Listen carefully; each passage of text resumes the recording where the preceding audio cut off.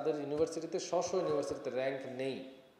আমাদের VC sir বলেছেন first second third কোনো ম্যাটার না, যে লিখিত পরীক্ষায় টিকবে সে লিখিত পরীক্ষায় টিকে দেন হচ্ছে টিচার হবে, প্রেজেন্টেশন দিবে, ভাইভা দিবে। বাট আমি এটা বলতে চাই, আমাদের এইটা ইকোনমিক্স ডিপার্টমেন্ট নয়, আমাদের এটা ইংরেজি ডিপার্টমেন্ট নয়, আমাদের এটা নাট্যকলা বিভাগ, প্রায়োগিক বিভাগ। এখানে ব্যবহারিক একটা খুবই গুরুত্বপূর্ণ বিষয়।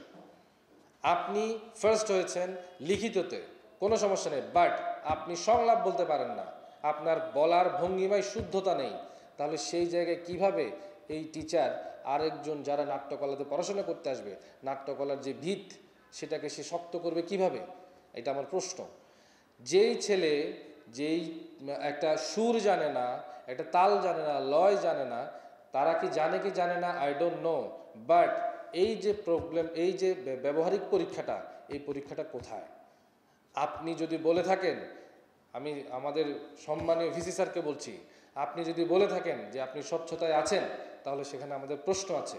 কারণ নাট্যকলা বিভাগ, চারুকলা বিভাগ, সঙ্গীত বিভাগ, এগুলোর ক্রাইটেরিয়া, এগুলোর চলমানতা, এগুলোর শিক্ষাদান টোটালি ভার্সিটির অন্যান্য যেই বিষয়গুলো আছে তার থেকে আলাদা। কারণ আমরা শুধু বইয়ের উপর ভিত্তি করে পড়াশোনা করি না, আমাদেরকে প্র্যাকটিক্যাল করতে হয় প্রতিটা ইয়ারে, এবং আমাদেরকে প্রুফ করতে হয় যে আমরা নির্দেশনা দিতে পারি, আমরা অভিনয় করতে পারি, আমরা গান গাইতে পারি, আমরা নাচতে পারি। একটা সিনেমা, আমি সিনেমা নিয়ে কাজ করি, একটা সিনেমাতে আমি যখন চিন্তা ভাবনা করি, আমার যখন ক্রিয়েটিভ জায়গাটা নিয়ে ভাবতে হয়, তখন কিন্তু আমাকে প্রত্যেকটা বিষয় সম্পর্কে ভাবতে হয়। এবং আমি সিনেমাটা যখন মেক করি, আমি সিনেমাটা যখন ভিজুয়ালি দেখি, তখন সেই জায়গাটা আমাকে, আপনাদের দর্শকের মনোরঞ্জন যদি করা না যায়, তাহলে কিন্তু এই সিনেমা কখনোই কেউ দেখে না। তো আমি যখন একটা নাটক সচেতনতার জন্য করব, ওখানে কিন্তু বিনোদন থাকতে হবে। তো এই যে শিক্ষাদান পাঠ, শিক্ষাদানের যে প্রক্রিয়া, এটাই তো ভিন্ন। আমরা এখানে অনেকেই বইয়ের কথা বলছি, আমি এখানে অনেক কিছু বলছি যেগুলো নিয়মকে ধরার জন্য, কারণ আপনাদেরকে ধরতে গেলে নিয়ম লাগবে। কিন্তু আপনারা কখনোই কোনো প্রায়োগিক বিষয়ের কিভাবে আসলে পরীক্ষা নিতে হয় সেটা হয়তোবা আপনারা কখনোই ভাবতে পারেননি। আমি আপনাদেরকে সাজেস্ট করব যে আপনারা ঢাকা বিশ্ববিদ্যালয়ে যাবেন, জাহাঙ্গীরনগর যাবেন, রাজশাহী ইউনিভার্সিটি যাবেন, তারা কিভাবে পরীক্ষা পদ্ধতি নেয় সেটা আপনারা দেখবেন। এক, দ্বিতীয়ত কথা, আমাদের চট্টগ্রাম বিশ্ববিদ্যালয়ের কোনো শিক্ষার্থী ঢাবি, রাবি, জাবি এবং জবি যেই ইউনিভার্সিটিগুলোই আছে, আমরা যতই ক্যাপাবেল হই না কেন, তারা আমাদেরকে কোনোভাবেই সেখানে এন্ট্রি করার বা আমাদেরকে পরীক্ষা দেওয়ার সুযোগ পর্যন্ত দেওয়া হয় না। কেন সেটা? কারণ হচ্ছে যেই ডিপার্টমেন্ট, সেই ডিপার্টমেন্টের দুঃখ দুর্দশা সেই বুঝে, এবং তার মায়া, তার ভালোবাসা সেই ডিপার্টমেন্টের প্রতিই থাকে। এবং এটা হচ্ছে একটা অঘোষিত, এটা কোনো, আমি আবারও বলছি যে এটা অঘোষিত, এটা কোনো রুলস অ্যান্ড রেগুলেশন নয়।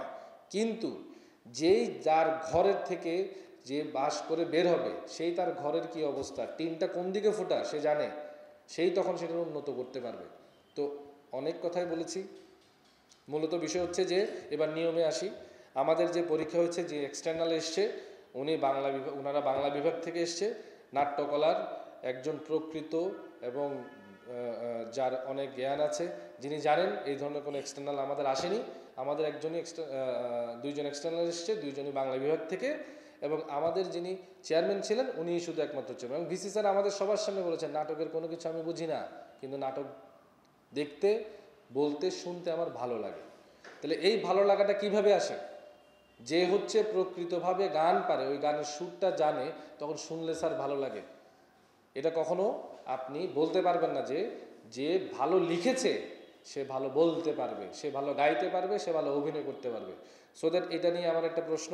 এবং আমাদের যেই পয়েন্ট, আমাদের যে র্যাঙ্ক, আমরা সবাই কিন্তু ফার্স্ট, সেকেন্ড, থার্ড, ফোর্থ, আমরা যারা পরীক্ষা দিয়েছি।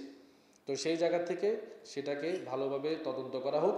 এবং আমাদের যিনি চেয়ারম্যান আছেন আমাদের নাট্যকলা বিভাগের, উনি আমাদের বিভাগের এই ধরনের দুর্দশার জন্য একদম প্রথম দায়ী।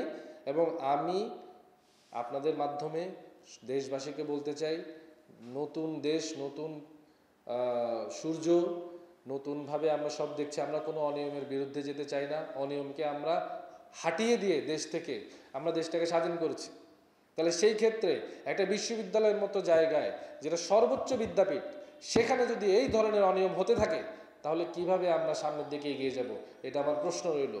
যারা দেশ পরিচালনার দায়িত্বে আছেন তাদের সকলকে বলছি, রাজনৈতিক কোনো মতবাদ, রাজনৈতিক কোনো বিষয় যদি খতিয়ে দেখেন, তাহলে দেখবেন সব রাজনৈতিক মতবাদ কিন্তু সেই আগেরই রয়ে গেছে। নতুন কোনো রাজনৈতিক মতবাদ কিন্তু এখনো আসেনি, সেই আগের মতনই চলছে। তো আপনাদেরকে বলবো যে অন্তত বিশ্ববিদ্যালয়টাকে, অন্তত বিসিএস এর মতন বিশ্ববিদ্যালয়টাকে আপনারা একটু নজর দিন, যাতে শিক্ষক নিয়োগে প্রকৃত স্টুডেন্টরা আসে, প্রকৃত মেধাবীরা আসে, যারা এই মেধার জন্য, এই কোটার জন্য দেশের আজকে স্বাধীন হয়েছে। তাহলে সেইখানে দেশের বিশ্ববিদ্যালয় এখনো পর্যন্ত কোনোভাবেই শৃঙ্খল না, অনিয়ম উশৃঙ্খলে ভর্তি।